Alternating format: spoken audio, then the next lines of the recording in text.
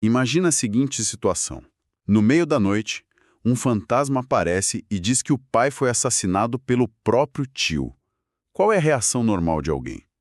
Ligar para a polícia? Eu diria que no século XVII a polícia não ia ajudar muito, né? Pois é, tem essa. Mas, sei lá, pegar uma espada e buscar vingança imediata? Ou, pensa comigo, contratar uma trupe de teatro para encenar uma peça idêntica ao crime só para ficar observando o rosto do tio e ver se ele entrega a culpa. Nossa, é uma escolha investigativa bem peculiar, para dizer o mínimo. Total. E é exatamente por isso que a gente está aqui hoje. O nosso mergulho profundo tem uma missão muito clara, que é funcionar como um segundo cérebro mesmo, sabe? Para quem está aí na trincheira dos estudos. Com certeza. Quem está se preparando para o Enem ou prestando vestibulares super concorridos, como a UEDG, ou até concursos públicos, sabe bem que literatura e redação não são bem ciências exatas. Não mesmo. E, olha, pegando as nossas fontes de hoje, que vão desde análises da revista Bravo, artigos acadêmicos, até aulas daquele pessoal do cursinho Descomplica e do Leandro Carnal, dá para montar uma coisa muito forte. O que seria? Que poucas obras criam um labirinto tão complexo nas provas quanto Hamlet, do William Shakespeare. Ah, sim. E isso faz todo sentido, porque os examinadores não querem saber se a pessoa simplesmente decorou quem morre no final da peça. Exato, não é um quiz de trivialidades. De jeito nenhum. Eles querem testar a capacidade da pessoa de conectar a angústia de um príncipe dinamarquês lá do século XVII com os dilemas éticos, políticos e, psicológicos do nosso mundo contemporâneo. Então, vamos construir essa ponte juntos? Mas antes da gente mergulhar de cabeça nos temas de redação e nas grandes filosofias, como que a gente situa quem nos ouve na história? É uma boa ideia. Porque a gente sabe que as questões de humanas do Enem, por exemplo, adoram um contexto histórico, né? A peça foi escrita ali na virada de 1599 para 1601. O que afinal estava acontecendo na cabeça das pessoas nessa época? Olha, dá para pensar nisso como um terremoto cultural absoluto. A Europa estava bem no meio daquela transição da Idade Média para o Renascimento. E por que isso importa para uma prova? Porque na Idade Média, o mundo era totalmente teocêntrico. A igreja, a fé, o divino, isso explicava absolutamente tudo. Era um sistema bem rígido. Mas, de certa forma, oferecia um conforto psicológico, né? Exatamente. Se chovia, era vontade de Deus. Se havia uma praga, era um castigo divino. As pessoas tinham meio que um roteiro pronto para viver e para morrer. Eu costumo pensar que era um mundo com um teto bem baixo, mas era um teto seguro. Bela analogia. E aí, de repente, o Renascimento simplesmente arranca esse teto. A gente entra no antropocentrismo. A razão humana vira a medida de todas as coisas. O famoso homem no centro de tudo. Isso. O homem precisa agora olhar para o céu, olhar para a política e achar as próprias respostas, sabe? Sem aquele manual de instruções medieval. O universo se expande, a ciência avança, mas tem um preço. Um preço altíssimo. O custo disso é um vazio existencial apavorante. E é bem nesse cenário de perda de certezas absolutas que o Shakespeare joga o personagem do Hamlet. Caramba! E falando no Hamlet, acho legal a gente montar o tabuleiro da história de forma rápida, até para não ficar confuso para quem está ouvindo, né? Sim, um resumo cirúrgico. Então, o rei da Dinamarca, que é o pai do Hamlet, morre de forma bem misteriosa. Logo em seguida, o irmão desse rei, o tio Cláudio, assume o trono e, casa com a viúva, com a mãe do Hamlet. Gente, com incesto. Nossa, é verdade. O que já cria um clima de abominação moral lá no castelo de Elsinore logo nas primeiras cenas. Um clima pesadíssimo. E aí entra o famoso fantasma do rei, dizendo algo tipo, fui envenenado pelo Cláudio, vingue a minha morte. Exato. E o Hamlet promete fazer isso, mas ele toma uma decisão bem curiosa. Ele decide fingir que ficou louco para poder investigar a história toda sem levantar suspeitas. O grande problema é que essa investigação demora tanto e ele hesita tanto que a situação sai completamente de controle, né? Vira um efeito dominó trágico. Total. Ele mata sem querer o conselheiro da corte, o Polônio, o que acaba enlouquecendo a filha dele, a Ofélia, que era justamente apaixonada pelo Hamlet. A Ofélia sofre muito. Depois o irmão da Ofélia, o Laertes, quer vingança contra o Hamlet. E no fim das contas, a rainha toma veneno por engano, o Cláudio é morto, o Laertes morre, o próprio Hamlet morre. É uma chacina. Só sobra o melhor amigo dele, o Horácio, para poder contar a história, e um príncipe estrangeiro lá, o Fortinbras, para herdar um reino que basicamente está cheio de cadáveres. Um banho de sangue digno dos melhores filmes de máfia, né? Só que as fontes que a gente está analisando trazem um detalhe bem curioso sobre isso tudo. O Shakespeare não inventou essa história. Peraí, então quer dizer que Hamlet é um plágio? Então, no contexto daquela época, a ideia de direitos autorais que a gente tem hoje simplesmente não existia. Ele era um grande reciclador de tramas. Ele pegou uma lenda nórdica antiquíssima que foi registrada lá no século XIII por um cara chamado Saxon Gramático. Ah, sim, eu vi isso nas fontes. Pois é. E que já tinha sido adaptada depois por um autor francês, o Belle Forest.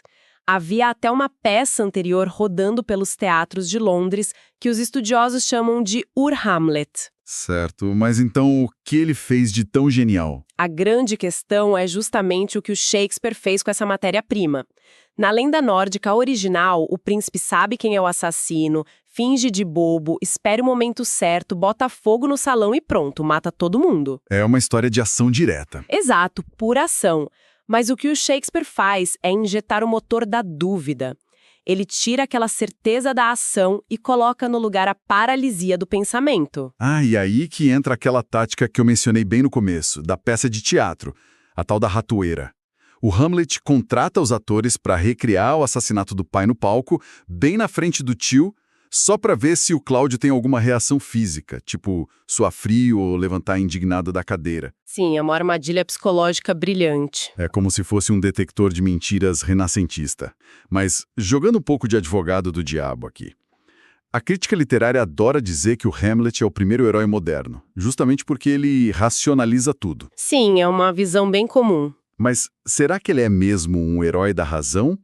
Ou ele é só tipo um covarde que está usando essa desculpa de investigação porque, no fundo, tem medo de sujar as mãos de sangue? Essa pergunta é excelente e é a ferida central do personagem. E também o grande debate literário. O crítico Harold Bloom, por exemplo, defendia ferozmente essa ideia dele ser o primeiro humano moderno. Por que ele dizia isso? Justamente porque a modernidade é marcada pela neurose. O Hamlet não é necessariamente um covarde no sentido físico da palavra. Ele é um homem cuja própria consciência se tornou um fardo insuportável. Ele pensa demais. Ele antecipa todas as consequências possíveis dos seus atos. Ele pensa assim, se eu matar um rei, que, na visão da época, é o representante de Deus na Terra, o que acontece com a minha alma? Nossa, a pressão é gigante. E tem mais. E se o fantasma que eu vi for, na verdade, um demônio tentando me enganar para eu cometer um pecado mortal e ir pro inferno? Ah, faz sentido. A racionalidade dele cria tantas ramificações que a ação em si se torna meio que impossível. É a dor da consciência atrofiando o músculo da atitude. O que joga a gente direto naquele monólogo que é, sem dúvida, o mais famoso da história. Ser ou não ser, eis a questão. Eu confesso que, quando eu li a primeira vez na escola, eu achei que era só sobre o medo de morrer fisicamente. Muita gente acha isso. Mas vai bem mais fundo. É um questionamento ontológico mesmo, sobre a própria natureza de existir. Como assim? A dúvida principal dele ali é: vale a pena suportar um mundo que é injusto, corrupto, doloroso, simplesmente engolindo os desaforos da vida de forma passiva? Ou seria mais nobre pegar em armas contra esse mar de problemas e, ao fazer isso, acabar morrendo? Mas ele hesita, né? Sim, porque o problema de escolher a morte é o terror absoluto do desconhecido, o que vem depois. Que sonhos virão nesse sono da morte, como ele mesmo diz, essa angústia diante do abismo que, no fim das contas, é a essência da nossa condição moderna. Cara, e tem um paradoxo muito brilhante aí, que é um prato cheio pra galera usar em redações de vestibular. Pensa bem, se o Renascimento exalta a razão e a ciência, e o próprio Hamlet é um super intelectual, um cara que estudava filosofia na Universidade de Wittenberg. Sim, ele é o arquétipo do acadêmico. Então, não é de uma ironia brutal que toda essa trama hiperracional e investigativa dele seja desencadeada por algo que foge completamente de qualquer lógica? Um fantasma? É uma ironia fantástica. A história inteira começa com o sobrenatural, o irracional, dando as cartas. Isso se conecta perfeitamente com aquela frase clássica que ele diz para o amigo dele. Há mais coisas entre o céu e a terra, Horácio, do que sonha tua vã filosofia. Exato. A razão não dá conta de tudo. E os examinadores adoram explorar essa tensão nas provas. Porque dialoga muito com hoje, né? Dialoga demais. A nossa sociedade moderna tenta enquadrar absolutamente tudo em planilhas, em diagnósticos médicos, em algoritmos. Mas a experiência humana em si continua caótica, impulsionada por coisas que a gente não vê. Medos, traumas, desejos irracionais. É o desequilíbrio. Sim, a híbris. Esse excesso de pensamento que causa desequilíbrio. Essa incapacidade de controlar o mundo puramente pela razão é o que torna a peça de Shakespeare tão assustadoramente atual. Atual até demais, porque o cenário onde o Hamlet está vivendo também não ajuda em nada. Tem aquela fala super clássica de um dos guardas logo no começo da peça, que é tipo, há algo de podre no reino da Dinamarca. Uma das frases mais citadas sobre corrupção. E esse reino doente, cheio de intriga política, é um espelho. As nossas fontes trazem uma aula muito boa do Leandro Carnal, onde ele faz uma conexão fantástica sobre isso. Ele argumenta que o Hamlet é, no fundo, o anti-herói das redes sociais de hoje. É genial esse paralelo que o Karnal faz.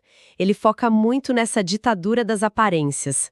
A corte de Elsinore é um ambiente onde está todo mundo atuando o tempo inteiro. Todo mundo de máscara. O tio Cláudio atua como rei justo e bondoso. Os amigos de infância do Hamlet, o Rosencrantz e o Guildenstern, atuam como super leais, mas na verdade são espiões do rei. Tem o Polônio também. O conselheiro Polônio, sim, ele vomita um monte de frases de efeito vazias, a retórica pela retórica. É aquele mundo de sorrisos falsos, de filtros de positividade tóxica, que é muito, muito semelhante a essa dinâmica que a gente vê no Instagram ou naquela cultura corporativa do LinkedIn. Sim, onde todo mundo precisa ser bem-sucedido, produtivo e feliz o tempo todo. E aí o Hamlet é o cara que se recusa a colocar esse filtro. Ele aparece no castelo usando roupas pretas de luto, enquanto a corte inteira já está bebendo e festejando o novo casamento real. Ele quebra o clima total. Muito. E tem uma parte que a mãe dele pergunta por que ele, entre aspas, parece tão triste. Ele responde de um jeito muito cortante, que ele não parece, ele é. Ele diz que o luto dele não é uma encenação, é algo real, autêntico. E para conseguir sobreviver no meio de tanta falsidade, ele adota justamente a máscara da loucura.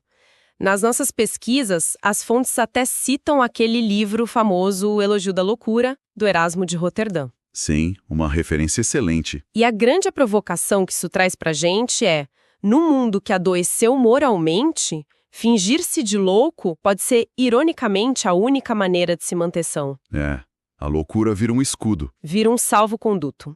Sob esse disfarce de insano, o Hamlet ganha uma licença poética para ser inconveniente.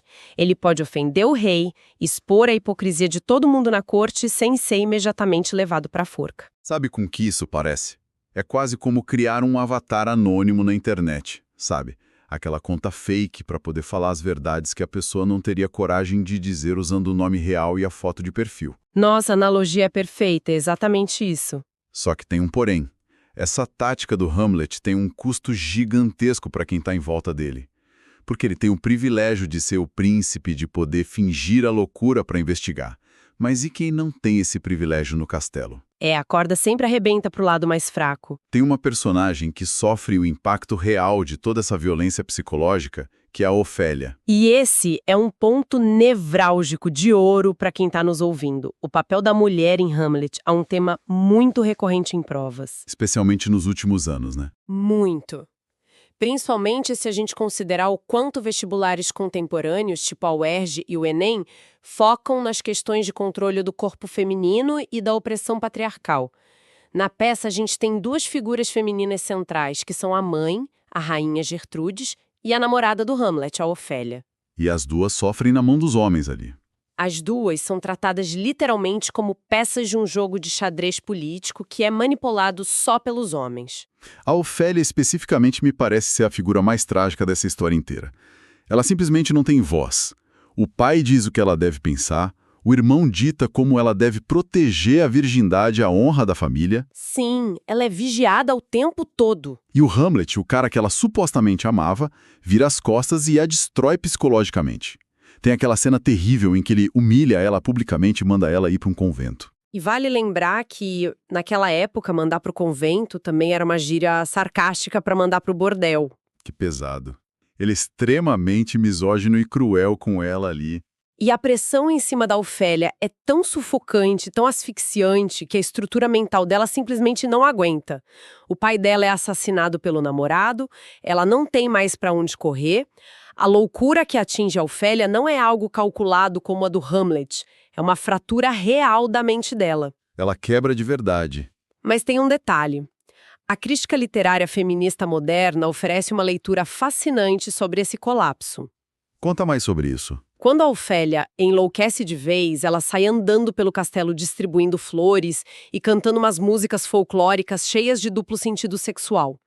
E, paradoxalmente, a crítica aponta que esse é o único momento de toda a vida dela em que ela é de fato livre. Nossa, é como se o colapso fosse a única rebeldia possível para ela. Exatamente isso. A Ofélia sã era completamente silenciada e censurada. A Ofélia louca incomoda a corte, porque através daquelas canções aparentemente desconexas, ela expõe toda a podridão daquele ambiente. O luto que não foi processado, as falsas promessas dos homens. Ela ganha voz. A loucura permite que ela tenha uma voz autêntica, mesmo que o preço que ela pague por essa voz seja a própria sanidade e, eventualmente, a vida. E a Gertrudes?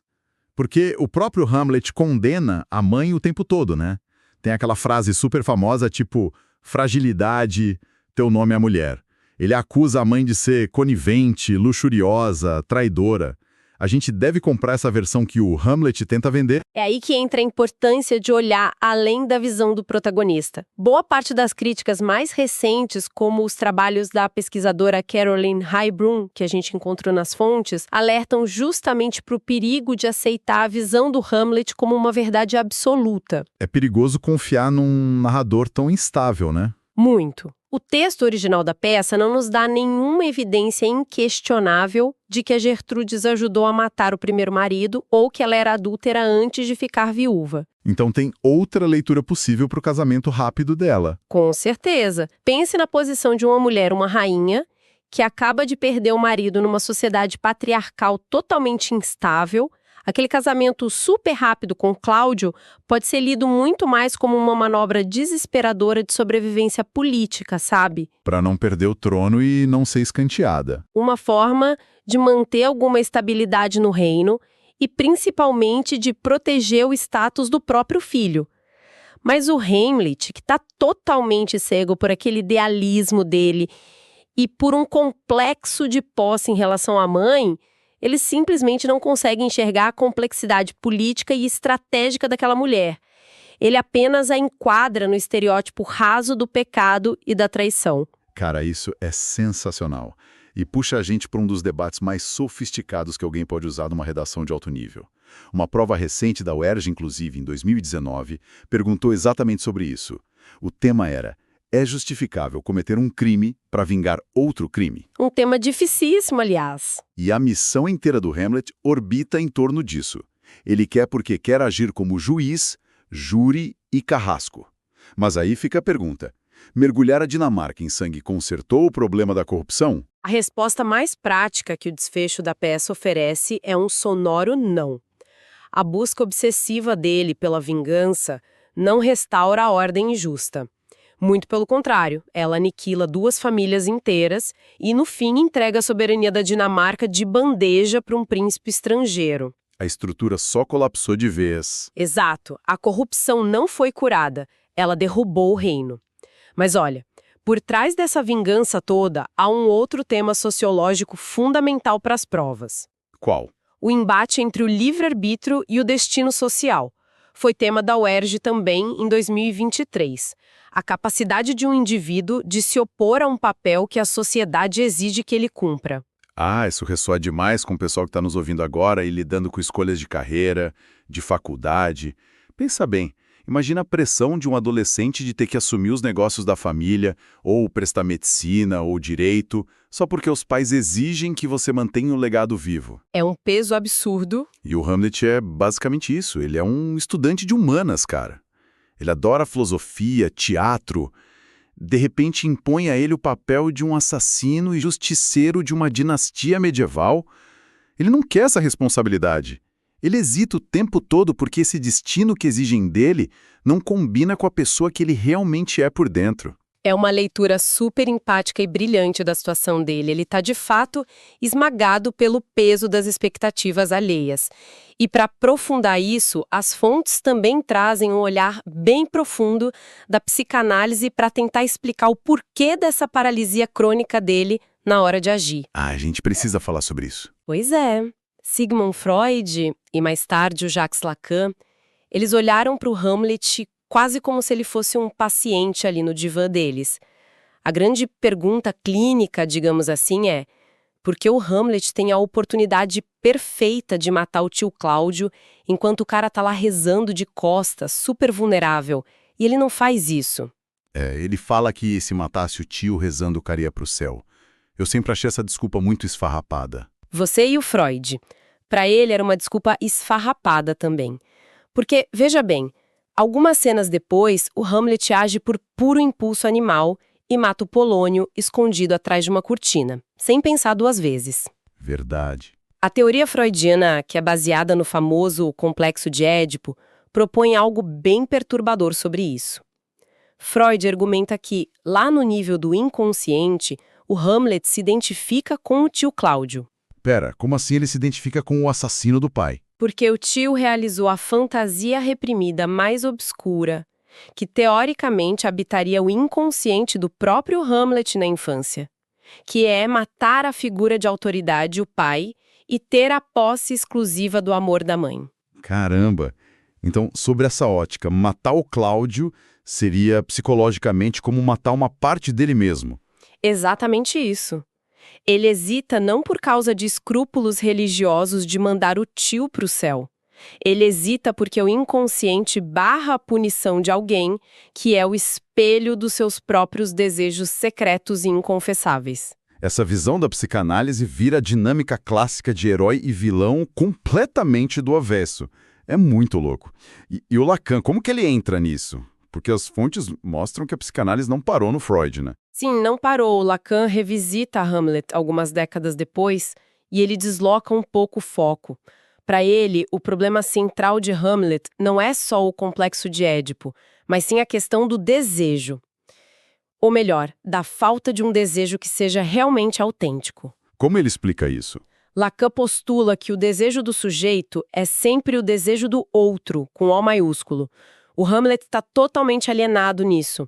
A tristeza profunda dele existe porque a mãe não guardou o luto que ele achou que ela deveria guardar, e o fantasma do pai exige uma vingança que ele, no fundo, não quer cometer. Ah, entendi. Ele tá refém dos outros. Ele está eternamente preso nessa teia de exigências. Ele não age porque ele simplesmente não consegue acessar qual é o seu próprio desejo fora dessas expectativas. Ele só recobra a capacidade de agir lá no finalzinho da peça, quando ele já está envenenado, sangrando, e percebe que o seu próprio tempo, a sua vida, acabou. É uma maratona mental impressionante. E é por isso que entender Hamlet dá a quem vai prestar uma prova uma caixa de ferramentas, assim, invejável.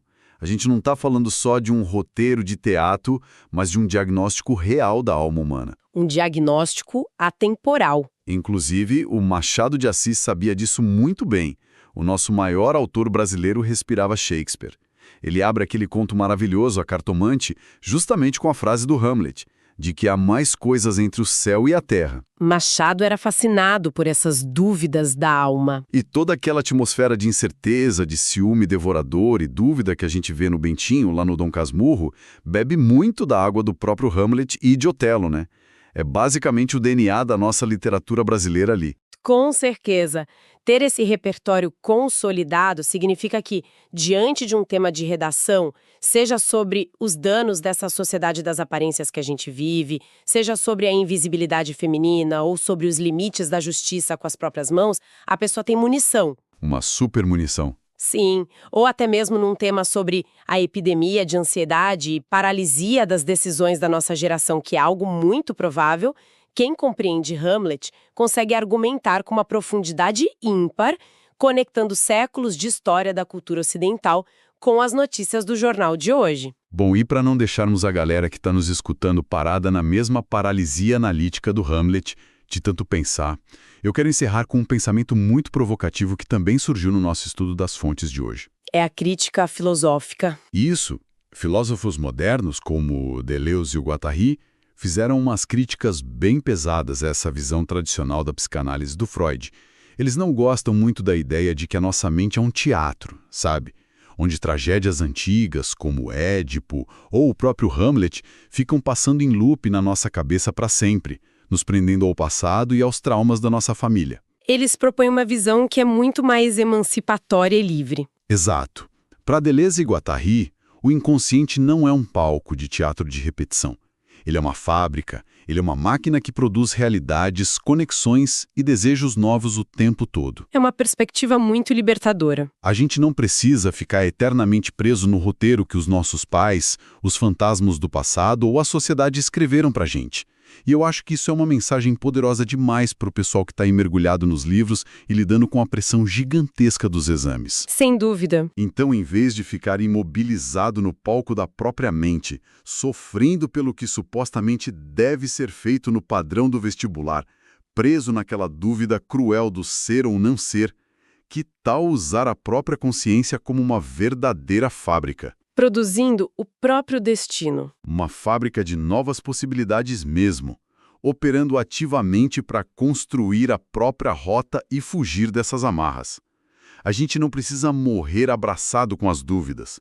A gente pode criar o nosso próprio final. Então, pessoal, continuem firmes nas leituras, usem muito a razão, mas sem perder a ação, e até o nosso próximo mergulho.